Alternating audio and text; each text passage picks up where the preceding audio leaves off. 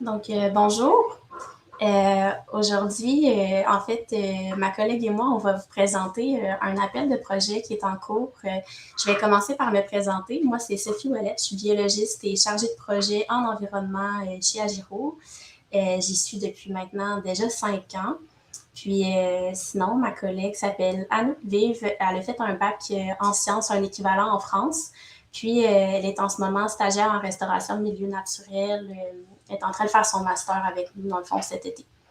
Donc, l'objectif de cette présentation-là, ça va être vraiment de vous expliquer un peu le contexte qui entoure l'appel de projet qui est en cours en ce moment. Puis cet appel de projet-là vise la mise en place d'un programme de plantation communautaire qui va être 100% financé par la Caisse des jardins de Charlebourg, puis qui va être réalisé par nous à Giraud.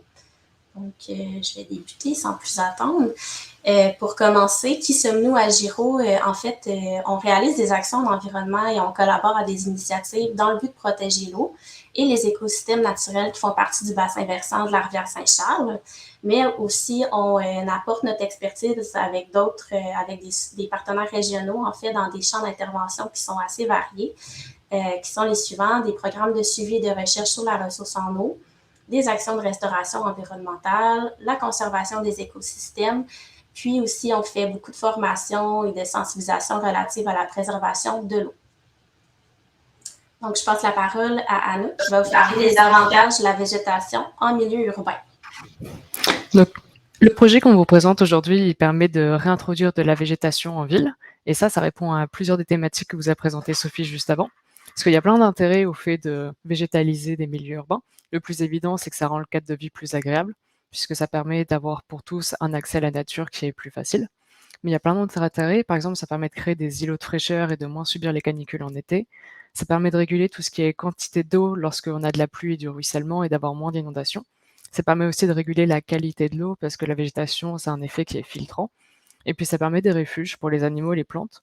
Et ça, c'est une bonne nouvelle pour nous, mais aussi pour eux, mais aussi pour nous parce que ça nous permet de les voir. Donc on a plein d'intérêts qui sont à la fois sociales et environnementales au fait justement de végétaliser des zones en ville. Donc, je poursuis. Un petit bug. OK. Donc, la mise en contexte par rapport au projet, en fait, l'objectif principal, c'est vraiment de développer un programme de plantation qui repose sur l'action bénévole des membres et des employés de la Caisse des jardins de Charlebourg.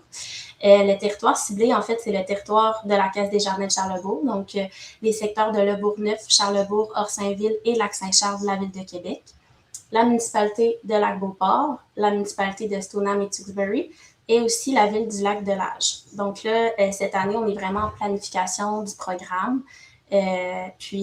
Normalement, on devrait terminer cet automne. Puis, le lancement du programme de plantation devrait débuter l'année prochaine, en 2023, et devrait s'étendre aussi sur quelques années en fonction du nombre de projets qu'on va avoir sélectionnés. Donc, les grandes étapes de la planification, d'abord, c'est la diffusion de l'appel à projet qui est en cours en ce moment. Donc, c'est vraiment, en fait, Anouk va vous donner plus de détails sur cette partie-là, la prochaine diapo. Ensuite, avec tous les projets qu'on va pouvoir avoir récoltés grâce à vos idées à vous, on va pouvoir les analyser, on va contacter les propriétaires des terrains pour valider avec eux s'ils seraient intéressés à faire un projet. Je vais mettre votre attention par rapport à ce point-là que vous n'avez pas besoin de connaître les propriétaires des terrains. C'est nous-mêmes qui allons faire le contact puis qui allons s'occuper de voir avec eux leur intérêt. Puis ensuite, on va faire une priorisation des projets avec la Caisse des jardins. Ensuite, avec les projets qui vont avoir été retenus, on va aller les visiter pour valider, pour caractériser le terrain, voir quel type de végétaux on peut planter, sur quelle superficie, etc. Puis, on va proposer vraiment une planification sous forme d'un programme. Donc, ça va comprendre l'obtention des lettres d'engagement des propriétaires, l'estimation des coûts, puis une proposition d'un calendrier de réalisation. Je vais passer la parole à Anouk qui va terminer. Donc, comme l'a dit Sophie, l'étape actuelle, c'est l'appel à projet. Donc, l'idée, c'est vraiment que vous nous soumettiez des projets de plantation qu'on pourrait réaliser. Quand je dis vous, c'est que vous soyez citoyen ou une organisation communautaire, une organisation privée ou une organisation gouvernementale. Les terrains qu'on vise, ils sont très larges, ils peuvent être publics ou privés.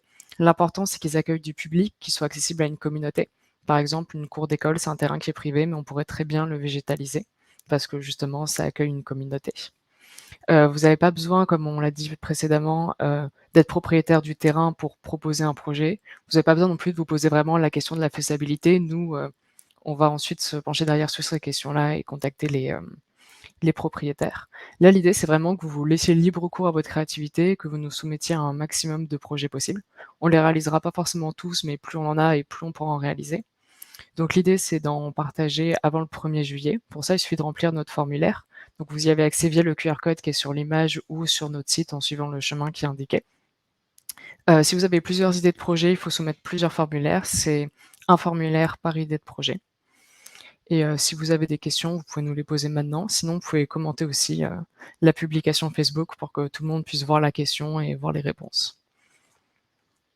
Et merci beaucoup pour l'écoute. Donc, s'il n'y a pas de questions, tu peux désactiver tes écouteurs.